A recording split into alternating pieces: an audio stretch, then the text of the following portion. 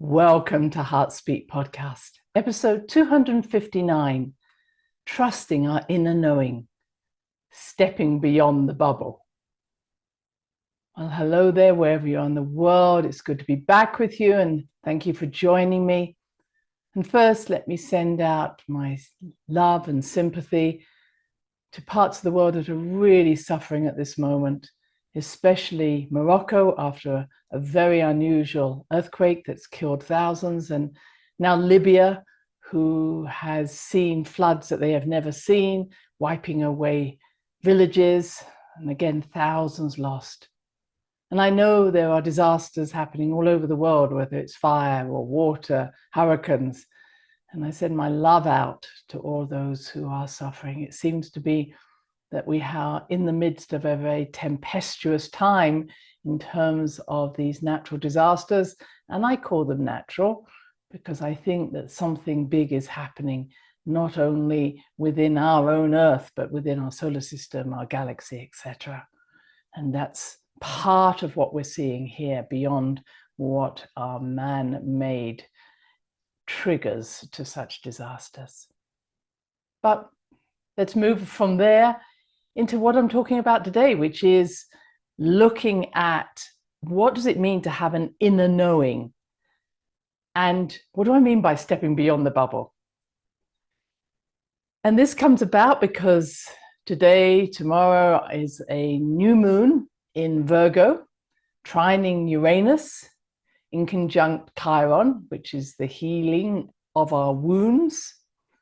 And what I think I'm wanting to put across today is that this is a very special new moon about opening out into the unknown, the unexpected. That's Uranus, the rebel, the revolutionary.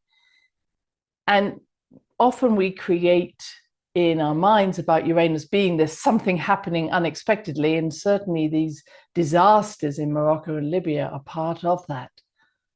But I think for all of us to expect the unexpected and be unexpected, be extraordinary, do things that are outside the norm. That's what I mean by being outside the bubble.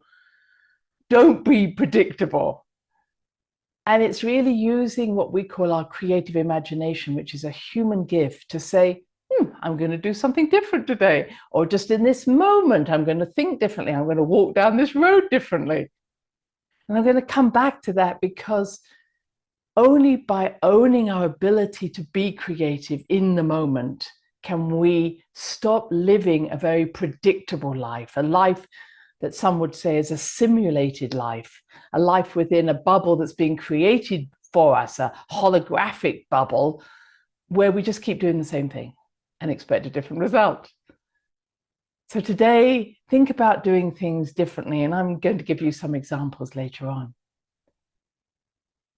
But when I looked at what was September bringing us astrologically, it was so interesting because I saw totally two different results as I was looking this up.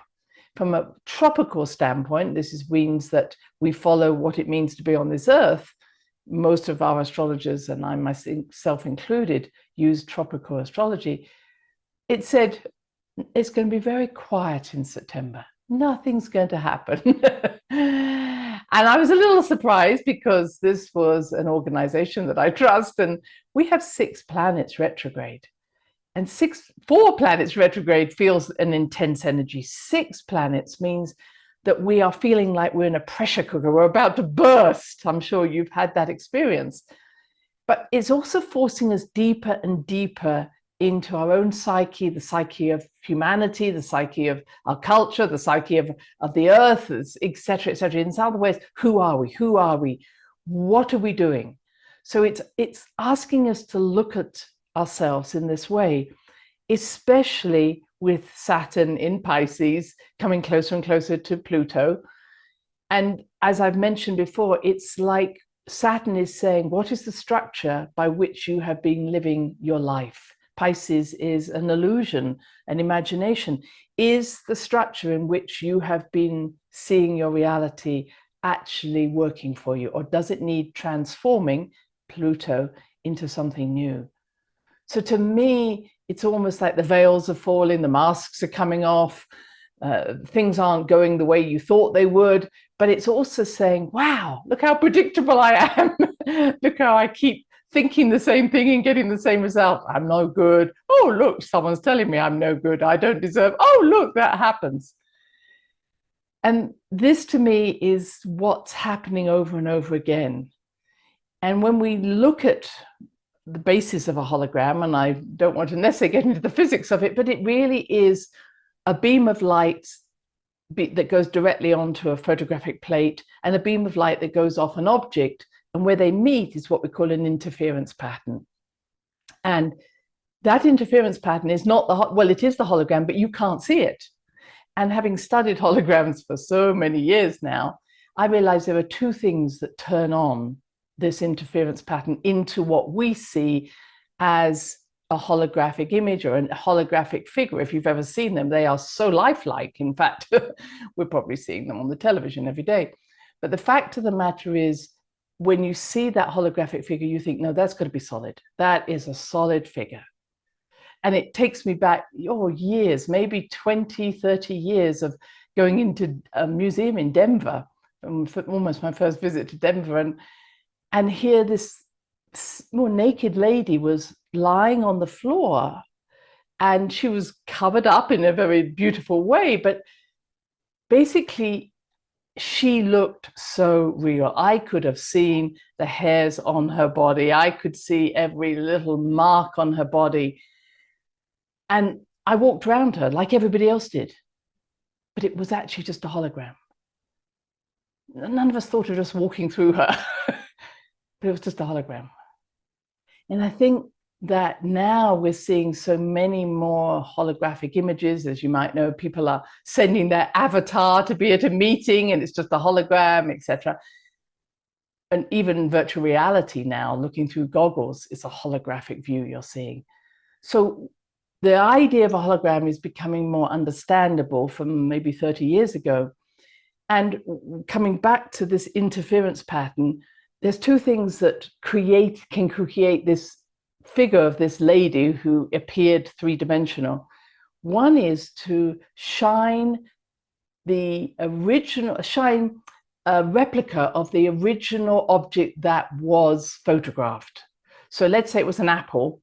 If I then shine an image of an apple onto the interference pattern that appears on my plate, my photographic plate, I will then see a three-dimensional apple. So it's almost like taking a three-dimensional object, as we might say an apple is, we then break it down into this photographic plate, but then when we shine an image of an apple onto that, it brings it back to a 3D shape. So 3D to 2D to 3D, you could say.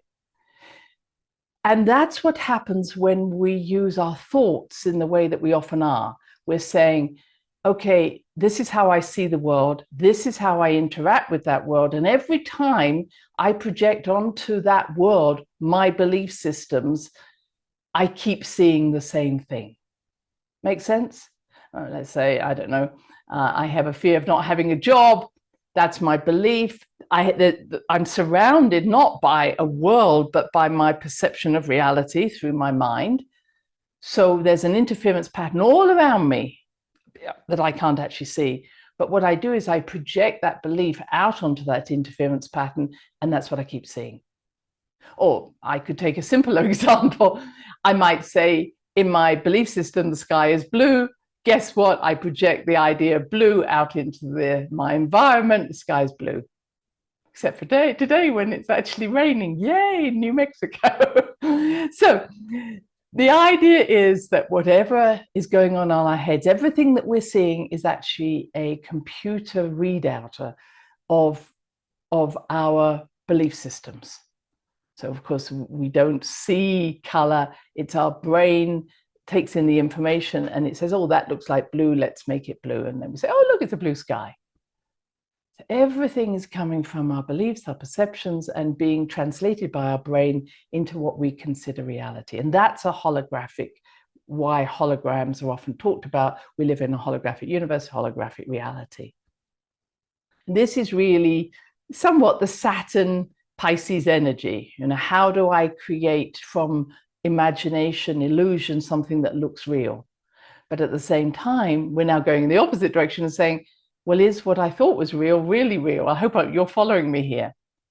Now, the other way I'm coming to, which will wake up that interference pattern, is to actually shine a light on it. And I found that fascinating. So if you shine a light on a holographic interference pattern, you see the object. And I don't know if you've ever picked up a hologram in the days when it used to be on a card or something, and you could move it. Have you ever done that? And you can see, oh, you go, wow, that became three-dimensional, well, not two-dimensional. Or even sometimes I remember going into, I think it was in Chicago, there was a museum of holograms, and you could literally step from one side to another and looking at one picture, and wherever you stepped, you saw a different lady being projected. In other words, 1 minute she was young and the next minute she was old. Don't know why it's always women, but it seemed to be. But the fact is, as I moved my perception, my place of perception, I saw different images.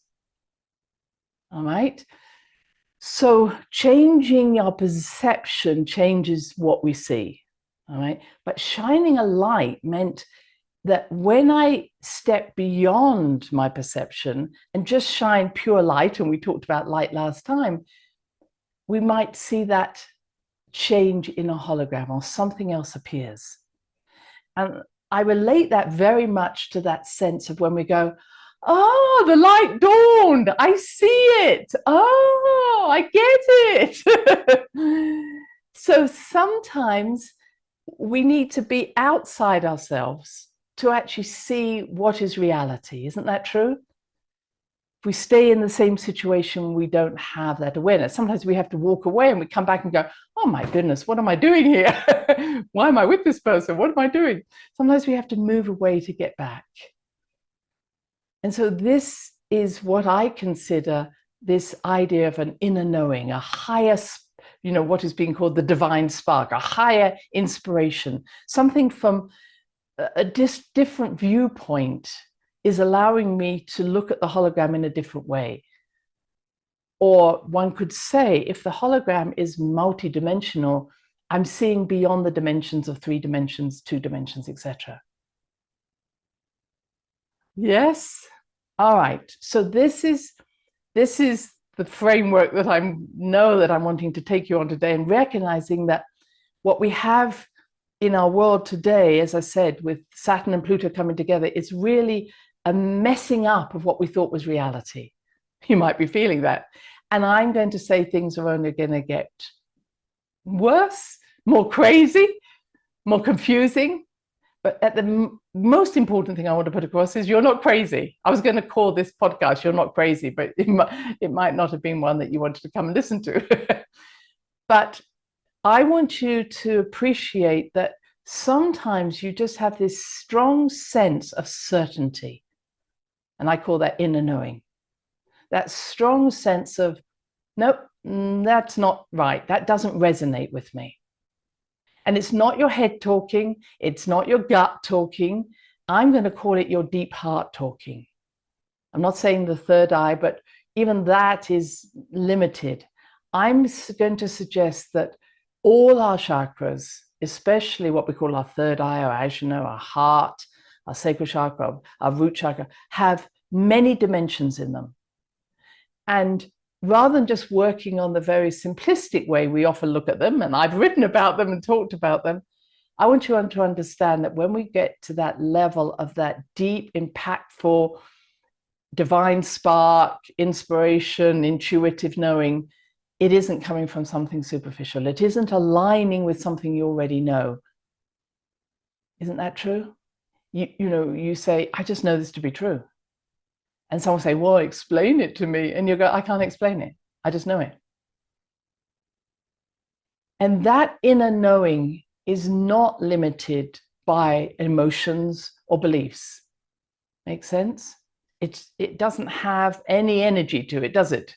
If you think about it. So I may describe something about manifestation. I'll say, well, have an intention, apply emotions to it, you get what you need. And that's what we do all the time. That's how we create our reality. But the fact of the matter is, inner knowing doesn't have emotions and it doesn't have intention. It just has a sense of knowing. Yes? I hope you've all had that experience, that sense of certainty. And it isn't emotional. It's very cool, isn't it? It's just like, nah, take it or leave it. I don't need to impress this on you. I just know it. And that sense of inner knowing is a deep heart experience, a deep third eye experience, a deep knowing. And you can test it out for yourself. It's like, where do I feel that deep knowing? Oh, yes, I can put my hand in that place. I'm pointing towards my chest, but it's not something, oh, I love you. And this is just like, nah, I'm connected to the source of all knowing. And that isn't an arrogant thought. It's just that I'm not wasting time going around the houses. I'm just going to the sense of all knowing within my parameters. And you could call that my higher self. So my higher self, my higher mind is saying, I am accessing the source of all knowing for what is at the moment Christine, and this is what she knows.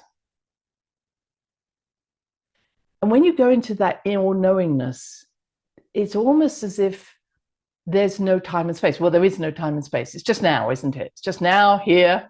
It doesn't have a relationship to the past, doesn't have a relationship to the future. It just, no, I know it now. Maybe that's why we have that word now in all knowing. And it's interesting if you look at that word from an English point of view. Of course, you take out the now and you get king. So I'm sovereign of my knowingness, of my nowness. And that's a very interesting way that Christine liked to look at it. I'm sovereign of the now. And so when we're in that space of knowingness, we are not limited by time and space. And that takes us to a place where we're saying, okay, if I'm not limited by time and space, then I am actually processing information faster than the speed of light. And in a lot of different forms of physics, it says, no, that's impossible. Nothing goes faster than the speed of light. But not only does it go faster than the speed of light, it happens even before you think it.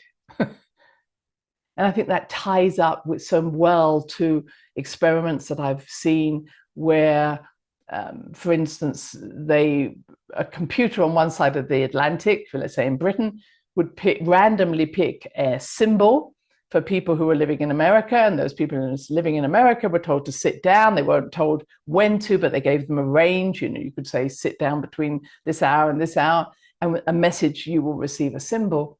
And when you receive that symbol, write it down or draw it. And what happened was that the people, let's say in America, who were drawing it, often not only drew the correct symbol that the computer had randomly picked, they often wrote it or drew it long before the computer had picked it.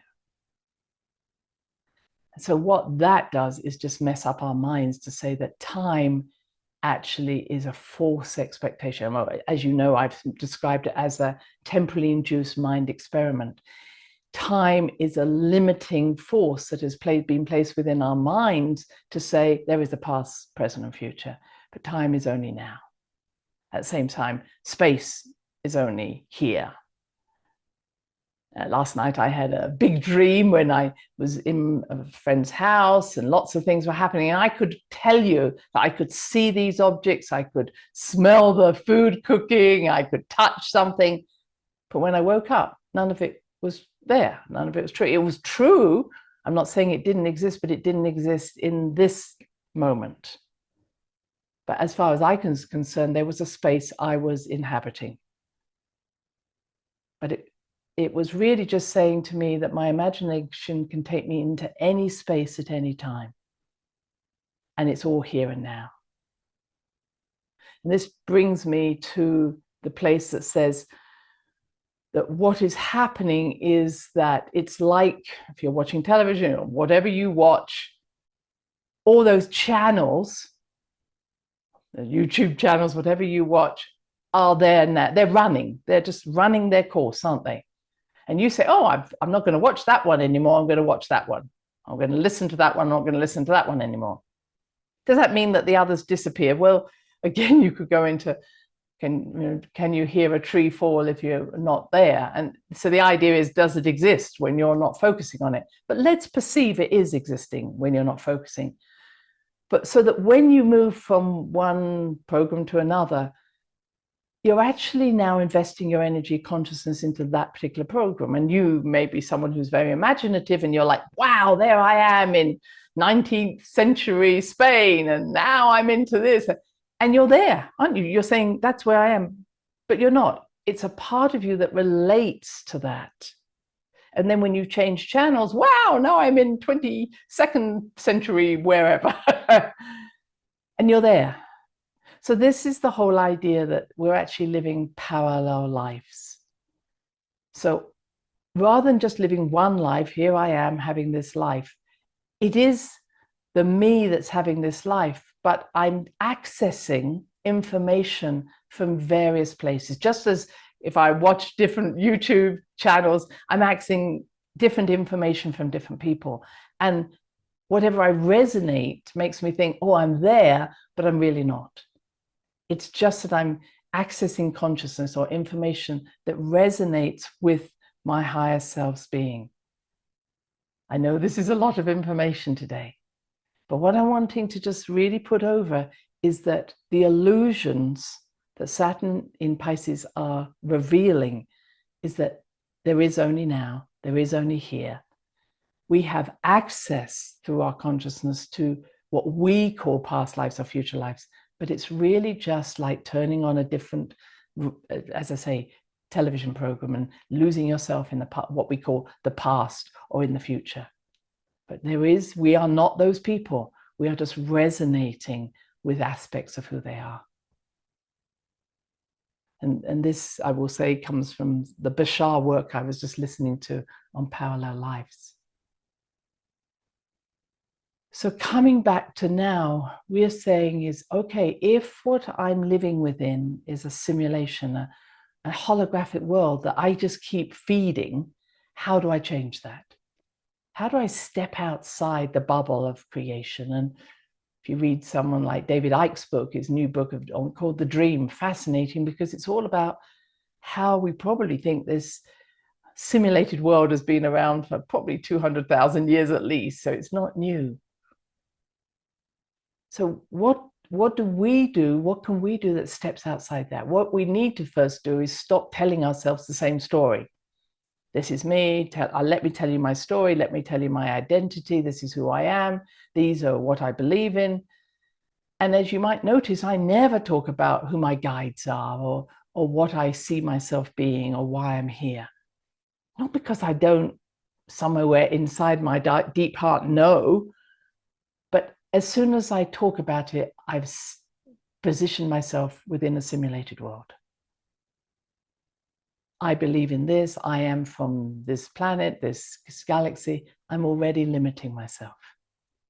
So that inner knowing that I hope I'm describing well to you doesn't need explanation, does it? It just says, I just know I'm loved, I know I'm an okay person, etc. So being able to not identify is actually healthy. It might feel a bit crazy because people ask you, well, what do you believe? What do you, and what religion, where do you go? It's like you can tell them, but you're not identifying with, you're not attached, your sense of knowing isn't attached to that. And what I feel is happening, I'm just coming back to the astrology, with this new moon in Virgo and the sun's in Virgo, it feels as if Virgo on its lowest level can be very critical. I know myself, but it also is about compassion. But the middle level of Virgo to me is that any of us, I've got Virgo rising, any of us with Virgo energy always notice that a picture is not straight on the wall. Yes? It isn't because we're criticizing that picture. We're saying we know what perfection is and that picture is not it. So any of us with Virgo energy actually know when the simulation, the movement, the something that we're seeing is not in balance with the bigger picture. And I'm feeling that that's what's going to become more clear to all of us around this new moon and onwards. Because what we're seeing is actually, that doesn't jar, that doesn't really resonate. It's almost like you see the holograms start to dissolve. I see, you know, it starts to simmer. That's what the word I'm trying to shimmer. That's the word I'm looking for. I've seen the hologram shimmering. Some of you might have seen that. If you saw The Matrix, the film, he sees the black cat pass and he says, oh, that's deja vu. But what they say is, no, that's when the Matrix, or where there's something wrong with the Matrix imaging. It's a blip in the computer. So when you see something like a deja vu, or you're saying, wow, I'm seeing through what I shouldn't be able to see through. In other words, I'm seeing through the bubble. I'm seeing beyond the bubble. I'm seeing other dimensions. And those other dimensions, you don't have to move to go to those other dimensions. You don't have to send or jump through hoops to get there. They're already there. We just have to change our perception of reality. We have to focus on our inner knowing. So coming back to, here we have the astrology. We're seeing this new moon as really important, being able to see beyond the bubble we've lived in, shine a light on the true world. What the sidereal astrologers say is, no, this month is a crazy month, which was kind of very interesting. And they say that especially for America, it's a very crazy time around the 23rd and 24th of this month, which just happens to be the equinox. So just going to tell you, I'm doing an equinox seminar actually on the 22nd, on the Friday. So if you're interested, please do sign up, and you can find the details both on Facebook and on my website, on my calendar. But the fact of the matter is, they see, because sidereal astrology sees the positioning as if we were living on the stars, they see Mars is in Virgo at this time, whereas tropical sees it in Libra. And they say that that Mars in Virgo is going to be on the United States moon, which is in Aquarius. So what it's really saying is, it's bringing to light those things which are not true, which are not balanced, which are not perfect. So really exploring the bigger picture, and it's saying, no, things are going to really explode around that time, the 23rd, 24th of September, not long to go. Same time, there's changes happening on the Saturn of America, which is the structure, the constitution. And I've said that the whole Pluto retrograde that's happening at this time is coming back towards the time when the American Constitution was written. So there's going to be challenges to the Constitution and also to the government, to whether they uphold that Constitution. And whatever you think, it doesn't matter whether or not you're saying, oh, it's out of date, it should be renewed. Maybe it needs to be renewed, but you can't just decide it's not there. So it's really asking us all, by which rules are we living? And I'm going to say to you, don't live by the rules of mankind. Live by the rules of your higher self, by your divine spark, by your universe. And again, don't see that as a God up there who's looking down on you and judging what you're doing. Live by your own inner knowing. That inner knowing to me is my discipline, my integrity, my compassion. It's not just an intuitive knowing. It's, I am living by the purest part of my beingness, what I call my deep heart. So expect the unexpected. I hear that things are only going to get worse as the light energy, this highest energy is coming down. It's actually pushing into us all the confusion, all the darkness, and one could say, that we've experienced. But darkness not in negativity, but it's like, wow, how have I been lost in this shadow for so long? So it's revealing who you are, but you have to first own the fact that where you are isn't working. And I'll maybe talk about that at another time. And finally, how do we really get in touch with that inner knowing? I've said to you, it's that sense of no time, no space. But it's also using that creative inspiration, which is saying, do something different for once. For once. So every moment, as I've said to you, it's like a stream, what we think is a continuation of a life, every moment is one after another, are actually just film slides, that are so close together we don't recognize there's a difference. So it's almost like every breath you can do something differently. Oh, I'm going to do something differently. I'm going to do something differently. And it doesn't actually mean I'm going to change my world. It's actually how you want to approach that world. And so part of it is, even if you're walking down a street, every step you can say, this step's going to be a happy step. This step going to be an unhappy step. And just notice how the world changes around you just by changing the expression of your emotions in that moment. And then recognize, if we're living parallel lives, then one part of you, one aspect of that parallel lives is doing exactly what you dream to do, but you don't think you can do it. Well, act as if you are living that life. You don't have to move into do meditation and become that parallel life, but whatever your dream is, live it as if you're already living it. Oh, I can feel the excitement of living it. I can feel myself doing that. The more you bring that creative imagination into what it is you do want to do, the less power of what you don't want to do has over you. Finally, I used to use this in my intuition classes. Some of you were with me on that. Do things differently. And it's so interesting how often I say this to people and they say, oh, I couldn't draw, I couldn't write, I couldn't. It's like, thank you. Then already you're blocking your own inspirational energy, your own inner knowing. So I used to say, write a poem. If my soul could speak to me today, it would say, write a poem. Walk backwards and sing. Sing what you want to do. You see, your left brain is the controller at the moment. It's saying, I'll tell you what to do. This is how you have to think. This is how you have to do.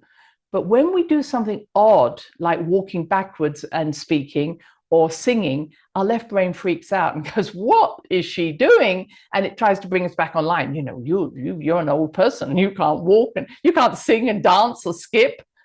Don't you have those sort of words in your head? But you know, you can. Sometimes I skip across the car park in the supermarket, let everybody just say, whoa, what's she on? I'm on a high of my inner knowing. So do something different. Sing to something. When someone says, what do you want to do? Sing it to them. I want to do this. Again, I won't go too far. Or write a poem. Do something that your left brain is freaking out about.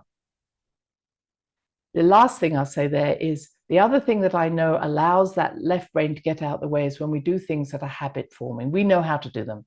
And that's why I say some of our greatest inspirations, our greatest divine spark moments come when we're in the shower, because we're not thinking about, shall I do my left arm first or my right arm? Or maybe we're cooking. We don't have to think about how to peel a potato. We're doing it. Left brain is happy. Right brain can actually bring information. I do it through my gardening. I potter in my garden. I don't have to think about doing that. I know what I want to do. Left brain happy. Right brain brings in new information. So it's not about focusing your mind so your left brain is happy, please. Oh, I've got to meditate in this way. I've got to do. It's actually get your left brain out the way and let that divine spark enter your mind. And when that divine spark enters the heart, you have that strong sense of inner knowing. So I'm going to leave you with those thoughts. I hope that helps. I know this has been a big subject, but let's get out of the bubble, out of our minds and into our hearts. Follow that inner knowing and all will be well. Remember maybe to see you on the 22nd in my seminar. Bye-bye now. Thanks for listening to the HeartSpeak podcast with Dr. Christine Page. Please check out all HeartSpeak episodes in the podcast archive section on www.christinepage.com. HeartSpeak is also available on iTunes, Spotify, Google Podcasts, Sticher Radio, and now playing on Amazon Music and iHeart Radio. You can also watch the archive podcast on Christine's channel, on YouTube, and now on Rumble. Connect with Christine on Instagram, LinkedIn, and Facebook, including her newest Facebook group, The Great Mother Calling. Do share with family, friends, colleagues. Join us next time for another edition of HeartSpeak.